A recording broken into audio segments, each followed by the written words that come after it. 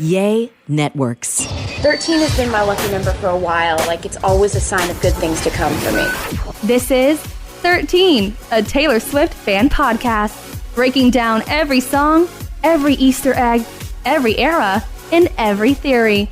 Hosted by the biggest Swifties, Nick Adams, Anna Castillejos, Amy Nichols, and Lacey Gee. Welcome to 13, a Taylor Swift fan podcast. My name's Nick Adams. I'm Anna. Amy. And I'm Lacey Gee. And today we are going to break down a fan favorite, at least in this room, of the vault tracks from 1989. We're going to be breaking down Now That We Don't Talk. I know, you can't just say the title. Now that we don't talk. So much so, fan favorite. This actually, even though 1989 Taylor's version came out in October, this song was on my top 5 most streamed songs of the year on my Spotify Wrapped. Thank you so much. This one from the 1989 vault, it was this and Is It Over Now? Of course. Yeah. Great. I want to say this one was my number one song whenever we broke down, but I can't remember if it was this or Is It Over Now that I finally picked. But this one was a fan favorite of mine from the moment that we got into the vault. I think it grew on me. I think at first I was so hyper-focused on Say Don't Go and Is It Over Now? I think this one, it took me the whole weekend to be like, wait, this is an absolute bop. Mm-hmm. I love it so much. I do like how it's a lot of fun sounding music, and she's talking about, you know, these mixed feelings about not being with someone anymore. So I just kind of like how she blends the two emotions. It's just really fun to make it sound like, man, this is a song straight off of 1989. Yeah, and it's also like, it's kind of sassy. You know? Oh, like, for sure. Absolutely. You know? This is for your next trivia night. This is the shortest song in Taylor's entire discography, which is very cool. What's the length? 2 minutes something. I should have had. I should have known. I trust you. Let me see. No, I'm gonna check. On YouTube, 2:32. it says 2:32. On YouTube? Yeah. Mm-hmm. Okay. On Vivo. All right. And what's her longest song? All Too Well 10-minute version. Keeping you on your toes. Also a trick question. Yeah, so I think that's but I think it's cool that it's so short because it's like Now That We Don't Talk and then it just like cuts off. Yeah. Like at the end, like on purpose, right? Absolutely. And Nick, to test your trivia, what is her second shortest song? Oh. What? Second shortest? Is it something that he likes? Wait, style. No. Hint. Midnights. Paris. Glitch. I was gonna guess Glitch. Well, I was giving you a moment, but I was like, I don't think anybody else is gonna guess. I'm sorry to cut you off. I swear it. So Anna for the win potentially Thank for you. that guess. I'll take it. Does that count for my surprise song Whoa, game? Anna gets another point. Surprise. So when 1989 Taylor's version dropped, the entire vault made it to the Billboard Hot 100. Now That We Don't Talk was at number 2. Correct. Amy, another point for Amy. Yay! And also, as we record this, fun to share that a few days ago, Taylor became the first living artist in history to simultaneously chart 5 albums on the Billboard 200 in the top 10. Woohoo! So in the top 10 albums, she's half of that. Mm-hmm. That's nuts. Mm-hmm. That's insane. I love it. We're crazy. And Cruel Summer's been staying strong too. Yeah. Cruel Summer is still reigning on top, I believe. Yeah. Mm-hmm. So great. All right, let's get into into the lyrics here. Taylor starts off the song by singing, "You went to a party, I heard from everybody. You part the crowd like the Red Sea, don't even get me started." I love that. Don't even get me started. Isn't it the worst when you hear from everybody about a party that you didn't go to? I hate that. And it's like, are you guys telling me? Like, why are you telling me? Need the Because lowdown. I guess I need the gossip. I need the juicy gossip. Now, when she's saying, "You part the crowd like the Red Sea," what is she saying? Is that a good thing? Is that a bad thing? Is that you're so popular, people got out of your way? I took it as people loved him. He was God's chosen one. Everyone was looking at you. Yeah. You parted the crowd. Yeah, Okay. I think it's a good thing, So right? she's singing Yeah. about potentially someone really famous? Mm-hmm. Okay. Mm-hmm. Did you get anxious, though, on the way home? I guess I'll never, ever know now that we don't talk. Yeah, so basically she's just setting up the story, right? How she used to know everything about this person, about how he was feeling at this party, anxious on the drive home. But now, I don't know, because now that we don't talk, I don't know why in my notes here I wrote, does she know that maybe he hates going to parties? Yeah, she probably knows a lot of his history. Mm-hmm. And so it's, to me, this first part almost sounds like they are together, but they're on the phone. And she's talking to him. They're recapping the event afterwards. And then we get the, I guess I'll never know because we don't talk. Oh. I kind of see it as she's like, hey, so what happened? How'd you feel? Was it fun? Did you get nervous or anxious on the way back? Well, I'll never know because we don't talk. Oh. That's how I picture it. I do have some tea on this. On that specific line, fans say that this is likely alluding to Harry Styles' flight home from the British Virgin Islands following their breakup. This says at the start of 2013, the pair had taken a New Year's holiday as a couple, but an alleged argument cut the trip short. It's understood that Taylor flew back to the U.S. alone just 3 days after arriving. Harry continued to stay on the British Virgin Islands for a while longer before news broke that they had called the time on their short-lived relationship. Ooh. So I'm not familiar with their timeline then, but people think that that's a direct call out to Harry Styles, which there are some other clues later in this song that allude to him as well. Like maybe the next line? Yeah.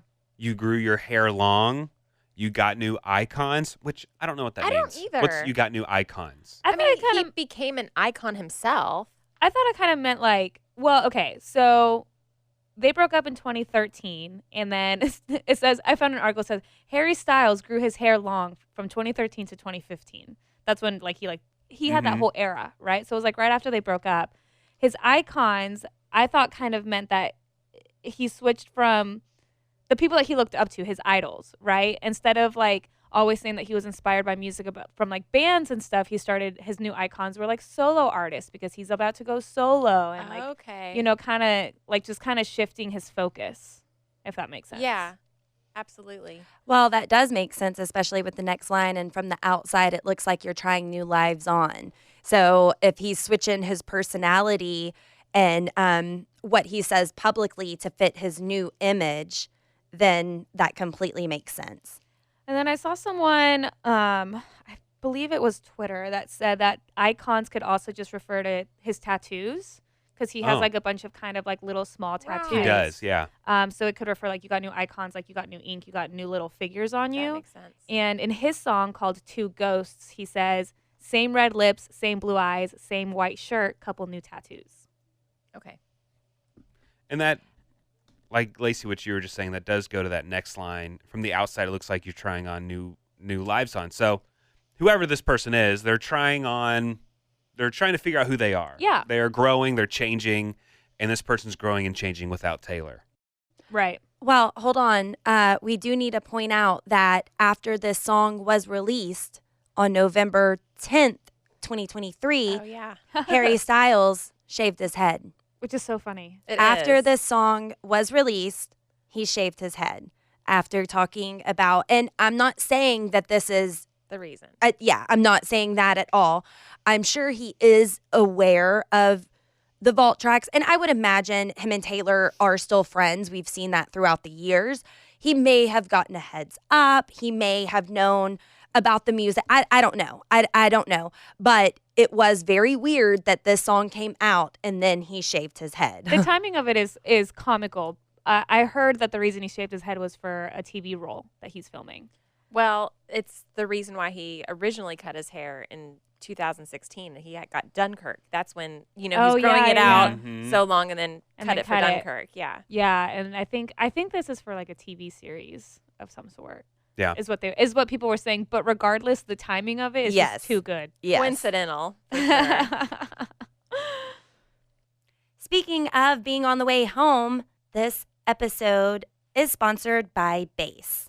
We've all been there last minute trying to cram everything into a suitcase, wondering if it's going to fit, if it's going to have the weight requirements, and then you just end up with this bulky suitcase and everything's falling out of it and it's just gross. You don't have to worry about that with bass. With bass, there is room for absolutely everything.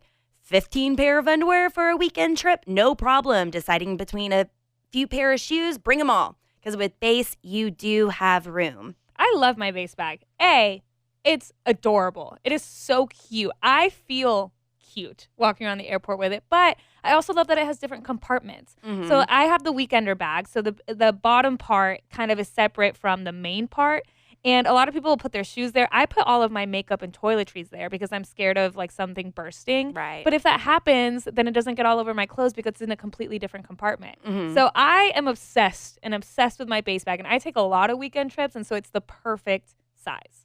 I do love whenever I'm traveling with my bass bag. I also have a weekender like you, Anna, that it has function and fashion, and it keeps me calm and carefree and looking cute. They do have several compartments, not just on the bottom. That makes it really convenient to be able to separate and store different stuff. And you can fit a lot of stuff in this bag. I'm absolutely obsessed. Right now, Base is offering our listeners 15% off your first purchase by visiting basetravel.com/Taylor Swift fan. Go to basetravel.com, Taylor Swift fan for 15% off your first purchase. That's BEIS travel.com/Taylor Swift fan. And again, that's BEIS travel.com/Taylor Swift fan. Only doing that again because it's base, but it's spelled BEIS. Basetravel.com/Taylor Swift fan. I miss the old ways. You didn't have to change, but I guess I don't have a say now that we don't talk. Yeah. So she's missing the old him, the him that The short she hair. fell in love with. Yeah. Don't hate me, but I'm going to step out to take a work phone call. Now that we don't talk. I think something else that I really just love about this song is the shift in like cadence all throughout the song. Like just how it even starts like, you went to a party I heard from, and then now that we don't talk to, I call my mom. You know, it's like 3 different songs in one. It's like she's changing this cadence, like he's changing his style or His life. Yeah, his Yeah, life. Wow, yeah. that's good, Amy. Yeah. Yeah, so the next lyrics, I just think super relatable. Just Taylor says, I call my mom. She says it's for the best. I love that because it shows that even though she's this mega cool big pop star, that she still calls her mom and vents about boys and relationships and life, that's who she's going to turn to is her mom. I just think that's adorable. And we know that she's so close with Andrea, but as a mom, it is so tough to give advice when you don't want to say, because there is a possibility if you say something trashy about the person that they just broke up with, they could get back together. Mm-hmm. So you just have to, choose your words wisely. It's for the best for this moment in the season. It's just, you don't know. Remind your daughter that the more she gave, the more he'd want her less. Well, you say that from a mom's perspective, but that's also like the unspoken rule about friend relationships too. Yeah. That can always come back to haunt you. But vice versa, it does also suck though when your friend does break up with somebody. You go, oh, thank God I hated him, and they're like, why didn't you say that sooner? Yeah. And then it's like, because I didn't want to hurt your feelings. It's like, okay, but then why did you let me date someone that sucks? And then suddenly it's your fault. Yeah. Remind myself the more I gave, you'd want me less. So I guess that kind of insinuates that he was like attracted to her like mystery, right? At first, which kind of she suggests that at the end of the song as well. But that's what sparked the relationship, right? So it's like, remind myself the more I gave, you'd want me less. And also, isn't it typical like you want what you can't have, especially in relationships? There's nothing. I find myself doing it. I will try to pursue, and my friend will remind me, you only want them because they don't want you. And I'm like, you're right. That's the only reason I care. So, I mean, maybe that was the case too, that he wanted her, and then once he had her, she was available, and that's not what he wanted. He wanted something to pursue. I don't know. But she says, I cannot be your friend, so I pay the price of what I lost and what it cost. now that we don't talk. So she's just coming to terms with a breakup, Yeah. basically.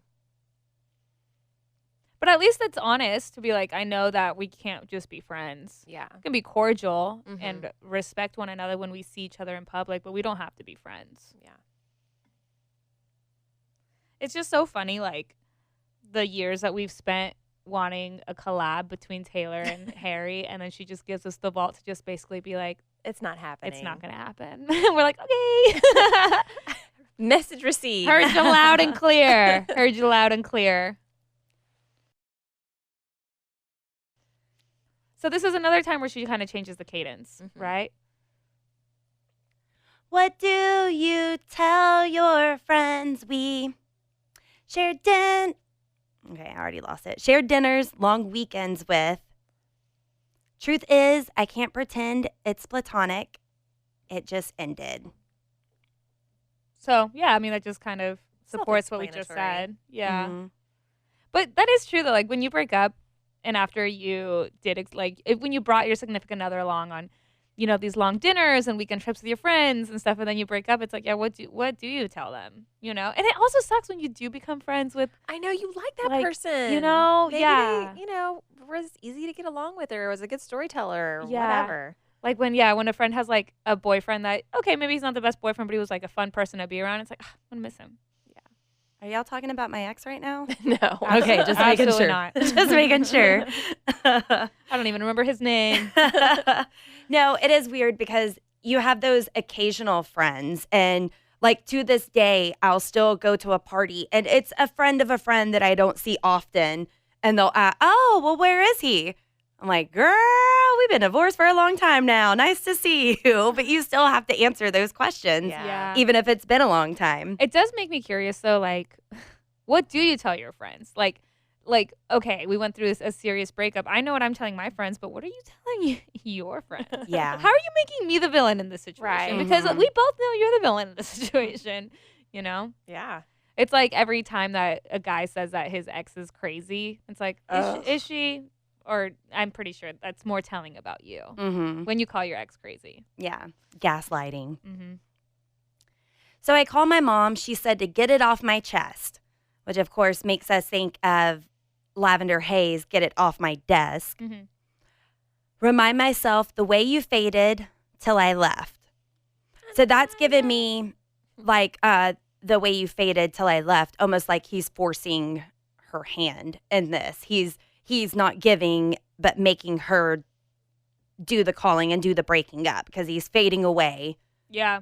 So he's backing off into the shadows and making her make the call till I left. Mm-hmm. I cannot be your friend. So I'll pay the price of what I lost. And what it cost now that we don't talk. Okay, this, I think, is what stood out to everybody at first.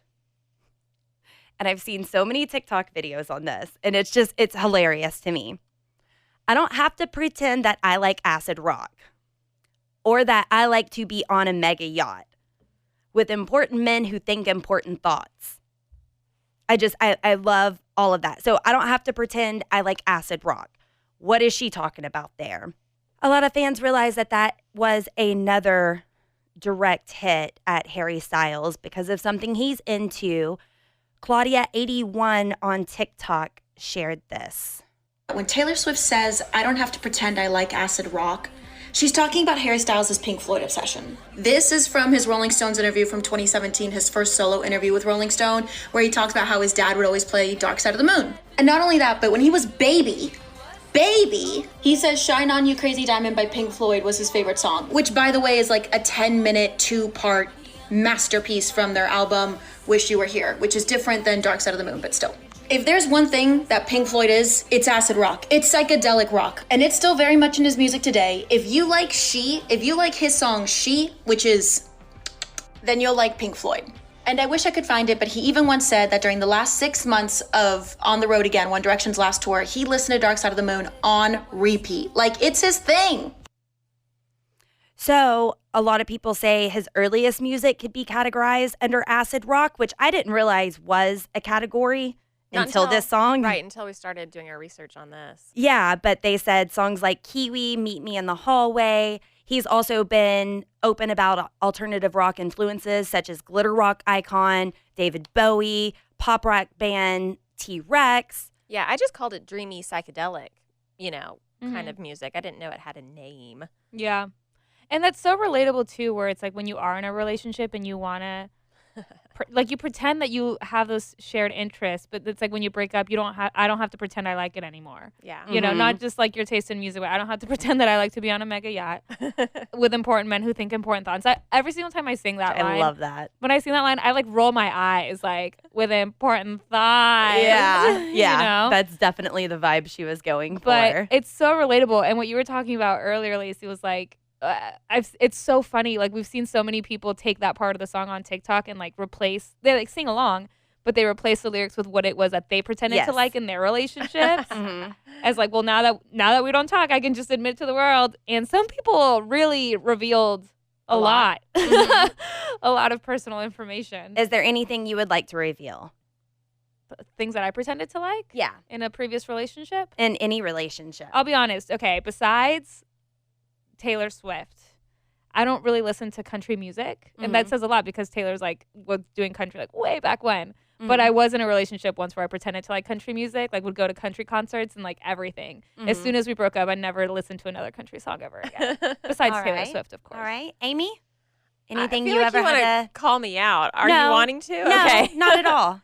I'm sure I did, but I have such a terrible memory. I don't know. Interested in whatever they were interested in. I'm bad. I never pretended I was interested, yet I still had to listen about baseball cards a lot. And I can't fake like I care. You were know kind. I didn't care. You were kind. Yeah. I mean, they knew you were not interested, but you were also But you would like, listen. Yes. Mm-hmm. Yeah. Rolling my eyes silently, not out loud the whole time.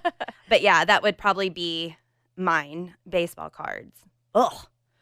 Just sports in general. I had someone recently ask me out on a date. Asked me to go to a Mavs game. And I was like, that's really sweet. No, I'm not going to a Mavs game. Like great seats and everything. No, that's not me. I do not enjoy that. I will not be fun there. And then I'll just have resting bitch bored face the whole time. At least So you're thank you. honest. Yeah, thank you for the invite. But no, I can't do sports. At least you're honest. Yeah. I also have a hard time singing this part where I don't have to pretend I like acid rock. I do in my head want to say I don't have to pretend I like As It Was.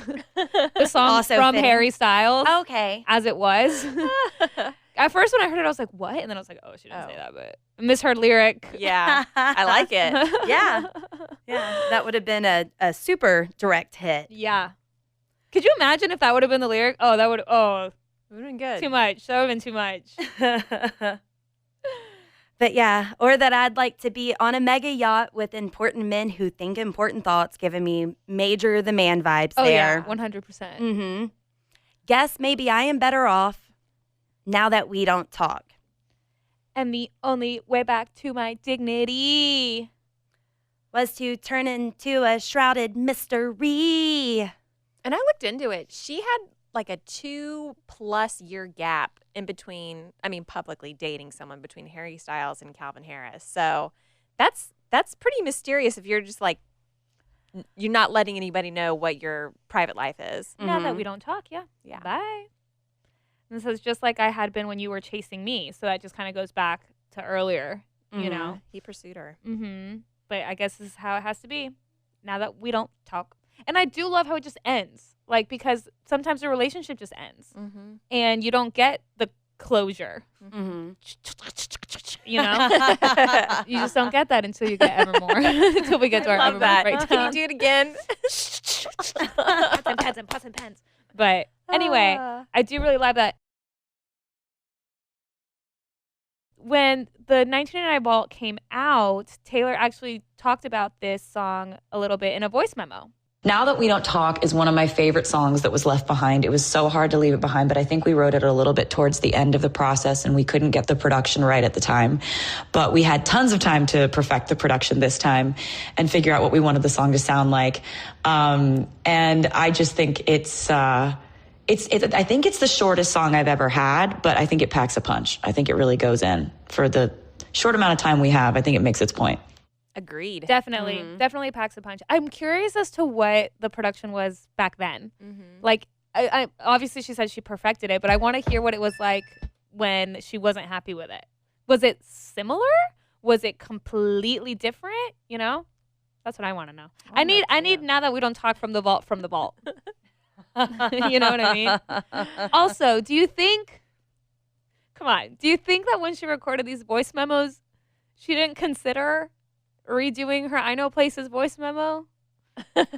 I need I Know Places voice memo, Taylor's version from the vault. I would love that. Like a present day of Taylor. That'd be so silly. That'd be so silly, but it would be so fun. I want it. So a lot of people have wondered whenever she redoes Reputation, if she's still gonna have Blake Lively's kid on Gorgeous. Oh yeah. And how is that gonna be cute? Would the other kids be young enough to do it? But I think she's older. She's re-recording. I kind of hope that she still gives it to James, and it won't be. James is the oldest, right? I think so. Anyway, so. I'd like that too. Yeah, still give it to her because you don't have to be cute and young. I mean, I know that is the appeal of it, is gorgeous, but it would be cool to hear the growth also, you know, in that James version. That part. Yeah, James version of I that would love song. that. I agree. I hope it's the same person, kid, child now. I think that'd be great. Yeah. Yeah, you can't have a different person do it. Then it's not exactly replicating it. She could, but especially there's a couple of kids she could choose from in that same family. Yeah, true. But if it was me, same. If I was James, my claim to fame, don't take it away from me. Right. Yeah. Especially when I get older and I realize that I've been replaced by my own sister. No, thank you. Okay, so we just saw Taylor Swift at Beyonce's Renaissance movie premiere, right? And Blake Lively was there. And I don't know if y'all saw Blake's post. I'm sure that you did. Yeah. It was so cute that Blake goes on to talk about how, and I agree with this, we weren't always raised to support other women, that a lot of times we were pitted against other women, and now there's been this change and this shift in the world, and I'm so grateful that we're there. But she had this big spiel about that and how it's incredible for people like Beyonce and Taylor Swift, and how she really respects and adores supporting these people, and how they allow her to shine and they're not threatened by her pop star. I thought that was so cute. That was so funny. So Blake Lively. What I didn't like is a lot of the comments were like, oh, Ryan Reynolds is really rubbing off on you. Like, she didn't have a sense of humor before him. Yeah. Oh, I didn't see that. Yeah, I was like, come on. She can be funny, too. She is funny. She has been funny, clearly. She's always been funny, and they've been together for a really long time. So, yeah, if y'all share the same sense of humor, that's okay. Gosh. Yeah. Read the post, people. Read it. I thought that was adorable. I've always thought she's adorable. She's so funny. I love their friendship. Yeah. I mean, that's someone I truly want to be friends with. I want to be friends with Blake Lively and Ryan Reynolds. I think they would like me, y'all. Taylor Swift, maybe. Nah, I think Taylor would like me. Would Taylor like me? Somebody say yes. Yeah. Okay. Of course. Okay, I got a nod and yes. Yeah.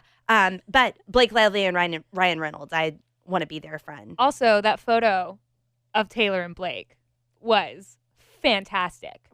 I loved that photo. Oh my God. And of course, she posted it the second we were done recording our last episode. But that was a fabulous, fabulous photo. It was. And then Ryan Reynolds shared on his Instagram the Photoshop of like somebody replaced Blake's face with Ryan's face and Taylor's face with Travis's face. And I saw somebody being like, I just want to be in the group text, you know, with the four of them. With the I just want to be a little fly on the wall in that group text. but their poses were so on point. And then Nikki Glaser tried to recreate the photo, her and a friend. And they did a good job, but it is hard to look that flawless. I mean, it really is. They did a good job, but she was like, here's my recreation, not about to be the same or anything. That's great. Yeah, just adorable. We love them all. Also, before we go, I want to remind you guys about our fun little Swift Miss giveaway that we're doing. We got our hands on a hot commodity from Taylor's merch store, and we're so excited to give it to somebody who listens to this podcast. So here's the catch with this giveaway. We are not posting about it on social media. We as a podcast are not posting about it on social media. So the only way you know about this is because you are listening to this podcast. So this is how you enter. All we need you to do is to share our podcast on social media in any way that you want. You can tweet, you can TikTok, you can post on Instagram, whatever you want, just something about the podcast, that you're listening to the podcast, that you like listening to the podcast, that you heard something new on the podcast, whatever it is that you want. But in your post, include the hashtag 13podcastswiftmiss. You have until December 12th to post on social media, and we will announce the winner on Taylor's birthday, December 13th, with our mystery Swift Miss surprise. And I would like to clear up a couple of rumors. Some people think they know what the mystery item is. It's a mystery item. That's all I'm going to say. It's a mystery item, okay? It's something, a hot commodity that our very own Anna got her hands on. She said, I want one, but I'm going to buy two. I'm going to buy one for myself and buy one to give away to our sweet listeners. Also, there's been a lot of really cute entries. We've had a lot of good response so far. But we're not picking anybody till the 12th, so that doesn't matter anyway. But I have been impressed with all these entries that I've seen so far. So just keep them coming. Beautiful stuff. Thank you, Lobsters, for supporting us, for listening to us. And this is our thanks to you. So be sure and enter in that. And you can enter as many times as you want. We're tracking the hashtag, so you have until December 12th to post as many times as you want, share on whatever platform you want, and we'll announce the winner on December 13th. Yes, looking forward to it for Taylor's birthday. All right, that's it for this episode of 13, a Taylor Swift fan podcast. Be sure to leave us a rating and review. All the ways to contact us are in the description of this podcast. And join us next time. We'll be back soon. Thanks for listening to 13, a Taylor Swift fan podcast. Subscribe for free and leave a positive review on Apple Podcasts, Spotify, or Google Podcasts.